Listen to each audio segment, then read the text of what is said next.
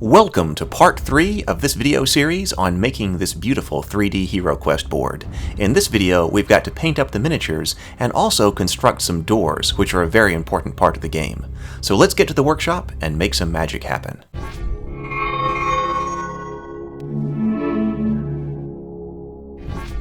Next, it was time to start working on the miniatures, because what would a fantastic HeroQuest board be if it didn't have painted miniatures to play with? There are, however, a lot of miniatures in the game, and so we needed a painting process to put them all through. We decided on the following: priming, applying base colors, shade application, the reapplication of the base colors, painting the bases, and then putting on a clear coat. For priming, we grouped the miniatures together based on the primary colors of the miniature. We used the colored primers from Army Painter to help speed the painting process along. For instance, we used the skeleton bone primer for the undead, a medium gray for the heroes, and black for most of the monsters. Once they were primed, I started blocking in the base colors. Base coloring is where you paint in the major color areas of the miniature. I wanted the miniatures to be painted in a classic color scheme, and so we used the incredible and iconic HeroQuest box top art as reference. We noticed that on the box top, the heroes are all wearing a consistent red, and so we carried that over to our miniatures. The orc on the box top is wearing a blue tunic, and so we went with a blue tunic for our orcs. Megan came over and worked on painting those up. She called the orcs her babies, and she did a great job with them. We did, however, make changes to the color scheme of some of the miniatures. One major change we made was to the Chaos Warriors. On the box top, they're just a gray metal color, but in our family, we have a tradition of painting the forces of chaos in bright and chaotic colors. So I wanted to do something like that to make these Chaos Warriors stand out.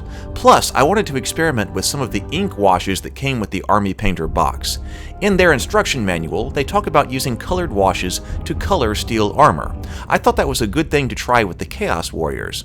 So I chose a different primary color for each one of them, then painted some plates on the armor in that color, but then used the same color shade to tint the rest of the steel armor plates on the warrior in that color.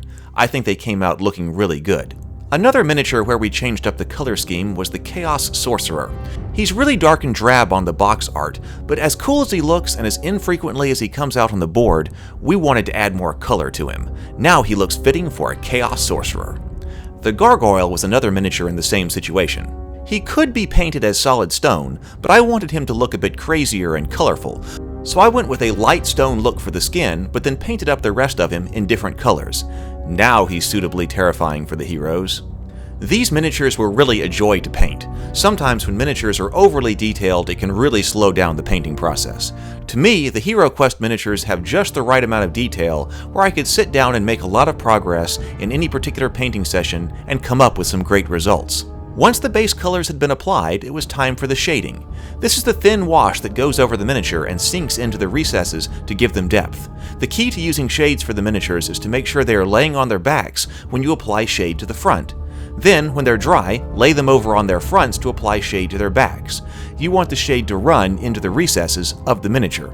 If the miniature is standing on its base when you do this, the wash just pools at the feet and the bottom parts of the miniature. That won't look right. So I used popsicle sticks and other items I had laying around to make sure each figure was laying as level as possible on the workbench for the application of the shade. I liberally brushed it on every figure and then waited for it to dry. Then they were flipped over and the process was repeated. Sometimes you have to brush some wash on the sides of the miniature, but I haven't found it necessary to turn the miniatures on their side for shading. For the shades, we used a variety of different washes from the Army Painter box. I had zombie shader left over from when we painted up the Zombicide Black Plague miniatures, and so made liberal use of that for the undead.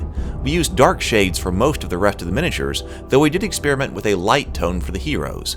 We wanted the heroes to stand out from the monster miniatures and look like a cohesive group. Using the same color red on all of the heroes helped with that, but using the light tone for their shades also made them stand out even more and look like a unified fighting team. Once the shade is applied, it's time for what I think of as really painting the miniatures. The priming, base coat, and shades can all be done fairly quickly without too much attention to detail, but all of that is done in preparation for this step, which I consider to be the real art of painting the miniatures. In this step, we took the same colors that we used as the base colors and repainted the base color on each miniature, but were very careful to avoid the lowest spots where the shade had pooled and dried. This is the key to maintaining the depth on the miniature. Really, you are repainting every everything but the most recessed part of the miniature.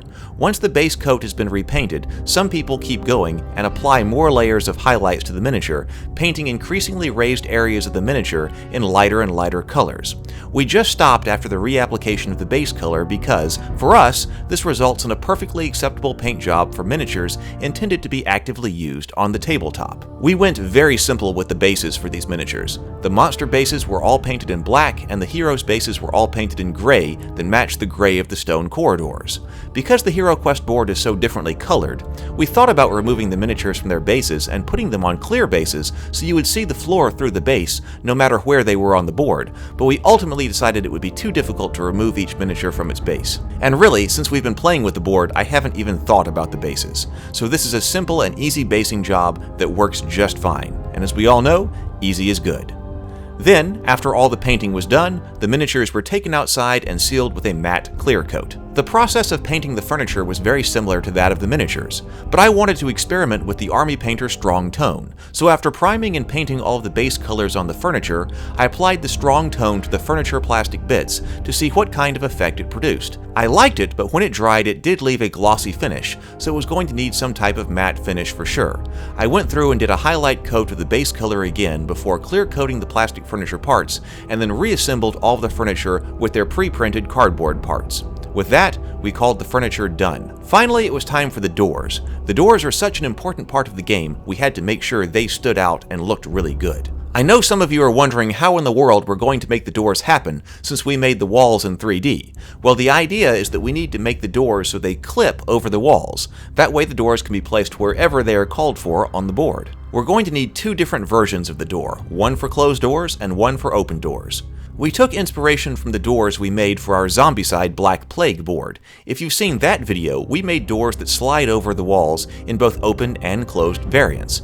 But the problem that I had with our Zombicide doors was that they came out way too thick. They take up too much space on the game board. For the most part, that's generally okay for Zombicide, since the game uses zones instead of individual spaces. So if the doors take up a bit more room than they should, there's still probably enough room in the zones for the miniatures. That's not always the case because there can sometimes be a massive horde of zombies in any particular zone, but on the whole, it works okay. But that would not be the case for this HeroQuest board because space is at a premium and both doors and miniatures have to be able to occupy the same space. So I came up with a low-profile door design to use on this HeroQuest board. I decided to do this through laser cutting. I opened up Adobe Illustrator and imported an image of the HeroQuest door. I started to trace over it. The doors are another iconic element of the HeroQuest game, and so I wanted to be sure the doors we built matched the look of the original doors as much as possible.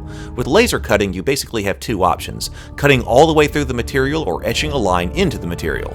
You control which one you are going to do with different color lines. The colors may depend on exactly what software or cutting service you are using, but I painstakingly replicated the look of the HeroQuest doors in Illustrator so they could be laser cut. Remember that the original HeroQuest doors were scaled for use on 1-inch squares, so I had to scale ours up so they would fit on our 1 1/4-inch spaces. I sent those off to an online laser cutting service and asked that they be cut out of thin plywood, and what I got back looked fantastic. Look at these doors! I couldn't wait to get them painted up and on the board. I carefully painted the stones that went around the door in a gray acrylic paint. Then I experimented with a number of different colors for the door itself. I found that a light stain worked very well to color the doors. The iron pieces on the doors of the original HeroQuest board were black, and so I replicated that look. With just these base colors though, the doors looked very flat. So to give them some dimension, I used a Sharpie marker to add a shadow to all the stones. Then I used a lighter gray color to add a highlight to the other side of the stones. These really made the doors pop, and I loved the look. It took a fair amount of time to get right, but the effect was worth it. I also wanted to make the door itself have a shadow, so I used the dark shade from Army Painter to paint a shadow onto each door. The open doors were really easy. I bought this paint called Black 3.0 a while back. Supposedly, it's the blackest paint you can buy. I wanted to experiment with it and so used it to paint the open doors. It produced a very dark and rich black, perfect to indicate an open door on the board. This has become one of my favorite touches. I love it. Getting the doors to clip on the walls was very easy. When I ordered the doors from the laser printing service, I mirrored half of them so I would have a matching front and back for each door. After having painted them all up, I turned them over and spray painted the back of all the doors black. Then I used one of the bricks we had cut for the walls as a spacer between the front and back of the doors.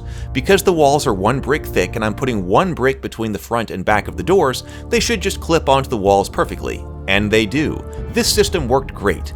Just as you replace a closed door with an open door in the original HeroQuest, we would be able to do the same thing here. When a hero opens a door, just replace one of the closed doors with one of the open doors. It's very easy and it works great. I love this way of making doors. I think it's going to be my new technique. In fact, these worked so well, I would like to return to the Zombicide board one day to create low-profile doors for that game as well. They will work much better. So that's it. That's how we made our HeroQuest board. This was one of my favorite projects so far. I love this build and will let you enjoy some of the beauty shots. Thank you so much for watching. Enjoy.